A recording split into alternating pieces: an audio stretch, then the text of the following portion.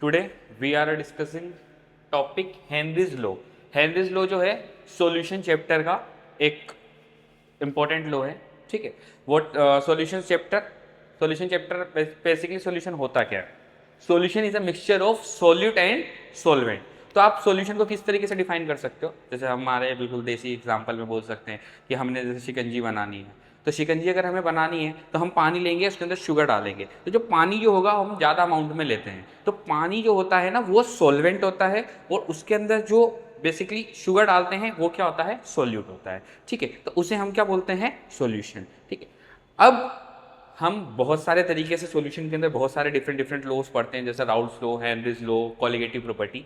तो हम ये आज है ना हेनरीज लॉ डिस्कस करते हैं। हेनरीज लॉ में क्या होता है, हमारे पास जो सॉल्यूट होता है वो गैस होती है, और जो सॉल्वेंट जो होता है वो लिक्विड होता है। ठीक है, मैं आपको पहले ही बता दूं, सोल्यूट जो होगा कम क्वांटिटी में होता है, और जो सॉल्वेंट जो होता है वो क्या होता है? ज़्यादा क्वांटिटी में होता है। तो आप देखिए, ये हमने एक बीकर लिया है, ऊपर एक पिस्टन लगा दी है। ठीक है, इसमें हमने कोई एक्सटर्नल प्रेशर अप्लाइड नहीं करा है, बस एज इट इज लगा दी है, और यहाँ पर ये क्या है? लिक्विड है।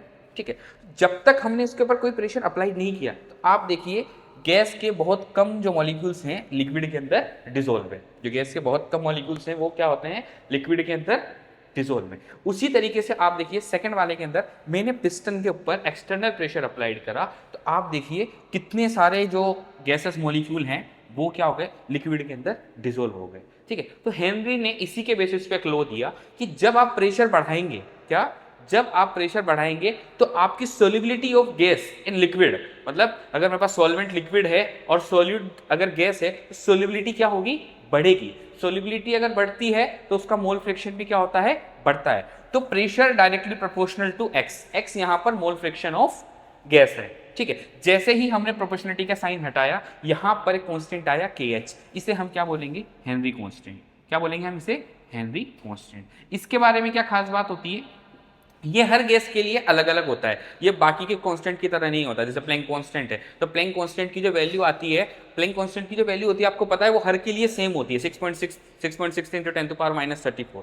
बट इसमें ऐसा कुछ नहीं है। ये जैसे आप टेम्परेचर बढ़ाएंगे तो आपकी KH की वैल्यू बढ़ेगी, मतलब हेनरी कांस्टेंट की वैल्यू बढ़ेगी, और हर गैस के लिए हर अलग अलग टेम्परेचर पे अलग अलग वैल्यू होती है। इसका एक और जो मेन चीज है, अगर KH की वैल्यू बढ़ी तो सोल्युबिलिटी क्या होगी? घटेगी। अगर KH बढ़ा तो सोल्युबिलिटी क्या होगी? घटेगी। तो KH inversely proportional to solubility, temperature directly proportional to Henry constant. तो अगर टेम्परेचर बढ़ाओगे तो सोल्युबिलिटी ऑफ गैस क्या होगी? कम होगी। अब इसका आप बेस्ट एग्जांपल देख सकते हो, आपने देखा होगा जो अपनी मैराइन लाइफ होती है, तो आपने देखा होगा नदी या फिर ओशियन के ऊपर कभी भी कोई आपको है ना अपना तैरता हुआ नहीं दिखेगा, मतलब एनिमल जैसे फिश विश भी हो गई, वो थोड़ा नीचे की साइड बेसिकली तैरती है। क्यों? ये ऊपर की साइड पे डायरेक्ट सनलाइट, ऊपर वाला जो वाटर रहता है डायरेक्ट सनलाइट के एयर कांटेक्ट में होता है, सनलाइट के कांटेक्ट में हुआ तो ऊपर का जो टेम्परेचर क्या होता है? ज़्यादा होता है। तो अगर टेम्परेचर ज़्यादा होगा तो वहाँ पर ऑक्सीजन की सोल्युबिलिटी क्या होगी? बेसिकली कम होगी। तो हम इस वजह से क्या करते हैं, हम नहीं, मतलब जो एक्वाटिक लाइफ होती है वो थोड़ा नीचे की साइड रहना पसंद करती है। ठीक है, इसका आप एक और बेसिक सा एग्जांपल देख सकते हैं। सबने कोल्ड ड्रिंक तो पी होगी, सॉफ्ट ड्रिंक सब पीते ही हैं। ठीक है, तो वो क्या करते हैं, आपने पिया होगा तो आपको गले में थोड़ा लगता है, तो वो जो गले में लगता है ना वो कार्बोनेटेड कार्बन की वजह से लगता है, CO2 गैस की वजह से लगता है। तो वो बनाते कैसे? तो उन्होंने सबसे पहले एक ये बॉटल ली, बॉटल के अंदर बना लिया उन्होंने भाई जो उनको लिक्विड बनाना था, जैसे कोको कोला, पेप्सी, बहुत सारी चीज़ें होती है। अब उसके अंदर क्या करते हैं वो, अगर नॉर्मल CO2 अगर इसके ऊपर डालेंगे तो वो डिजोल्व नहीं होगी। सिंपल सी बात है, अगर आपको पढ़ने के लिए हम ना बोले तो आप पढ़ोगे नहीं। उसी तरीके से यहाँ पर अगर नॉर्मल CO2 डालेंगे तो वो डिजोल्व नहीं होगी। तो जैसे आपके ऊपर एग्जाम का प्रेशर आता है तो आप पढ़ना चालू करते हो, वैसे ही इसके ऊपर क्या होगा, हम हाई प्रेशर के साथ CO2 डिजोल्व करते हैं, तब जाके ये क्या होती है, ये CO2 डिजोल्व होती है, और ये जो अपना वाटर होता है वो कार्बोनेटेड होता है। इसकी सेकंड एप्लीकेशन जो है वो काफ़ी ज़्यादा इंपॉर्टेंट है। वो क्या होता है? Scuba diver. स्कूबा डाइवर जो तैरने के लिए जाते हैं, बहुत नीचे जाते हैं, 1 किलोमीटर, 2 किलोमीटर, 3 किलोमीटर जाते हैं ओशियन के अंदर, तो क्या करते हैं वो अपने साथ ऑक्सीजन सिलेंडर लेके जाते हैं। तो पहले के टाइम पे क्या होता था, ऑक्सीजन के साथ नाइट्रोजन गैस लेके जाती थी। तो नाइट्रोजन गैस की क्या खास बात होती है कि जब भी वो अपनी बॉडी के अंदर डिसोल्व नहीं होती, लेकिन आपको पता है जैसे 1 किलोमीटर गए, 2 किलोमीटर डीप में गए तो इतना ज़्यादा प्रेशर पड़ता है, तो वो नाइट्रोजन गैस जो है वो ऑक्सीजन के साथ अपनी बॉडी के अंदर डिसोल्व हो जाती है और एक बबल क्रिएट करती है। उसका नाम है बेंड्स। क्या नाम है उसका? बेंड्स। बेंड्स एक बहुत ही ज़्यादा पेनफुल प्रोसेस होती है। बेन्स क्या होती है, एक पेनफुल प्रोसेस होती है जिसमें इंसान के ब्रेन तक प्रॉपर ऑक्सीजन नहीं पहुंच पाती, तो वो क्या करता है, अपना ऑक्सीजन मास्क नीचे ही हटा देता है, मतलब ब्रेन उनका फंक्शनिंग बंद हो जाती है, ठीक है।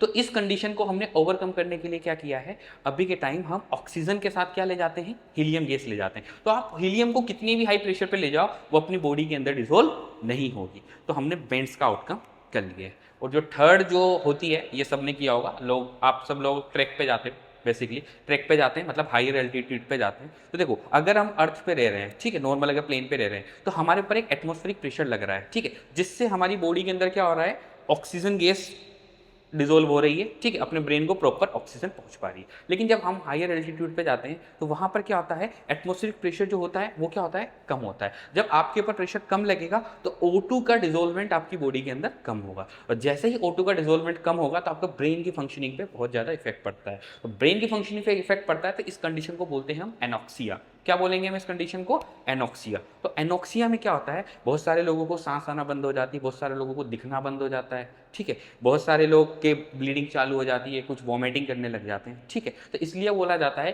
कि आप जब भी हाई प्रेशर पे जाएं, अपने साथ ऑक्सीजन सिलेंडर लेके जाएं, ठीक है। तो हेनरीज लॉ ने पूरे के पूरे इस कैरिकुलम में क्या एक्सप्लेन किया है कि अगर आप प्रेशर बढ़ाएंगे तो आपकी सॉल्युबिलिटी ऑफ गैस बढ़ेगी, अगर आपने प्रेशर कम किया तो सॉल्युबिलिटी ऑफ गैस कम होगी। या आप अपनी लाइफ से भी रिलेट कर सकते हैं। सिंपल सी बात, अगर एज एग्जाम्पल लूँ मैं कि अगर आपके ऊपर कोई एग्जाम का प्रेशर नहीं है, ठीक है, और अगर आपको पढ़ने के लिए नॉर्मल बोलूँ कि आप पढ़ लो, तो आप नहीं पढ़ेंगे। लेकिन जैसे आपके पास एग्जाम का प्रेशर आ गया, बोर्ड्स पास में आ गया, या जेई पास में आ गया, नीट पास में आ गया, ठीक है, आपको एक अच्छी रैंक स्कोर करनी है, ठीक है, तो अगर आपको ये सारी चीज़ें करनी है, तो अगर आपके ब्रेन में खुद ने, अपने पेरेंट्स भी बोल रहे हैं, स्कूल्स बोल रही हैं, कोचिंग्स बोल रहे हैं, सब अगर बोल रहे हैं, तो एक आपके पास एक सेल्फ प्रेशर क्रिएट होगा, देन आप खुद पे खुद ही पढ़ने लग जाओगे, ठीक है। तो वैसे ही प्रेशर बढ़ाओगे, सॉल्युबिलिटी बढ़ेगी, उसी तरीके से आप पढ़ोगे तो सिलेक्शन होने के चांसेस बढ़ेंगे, ठीक।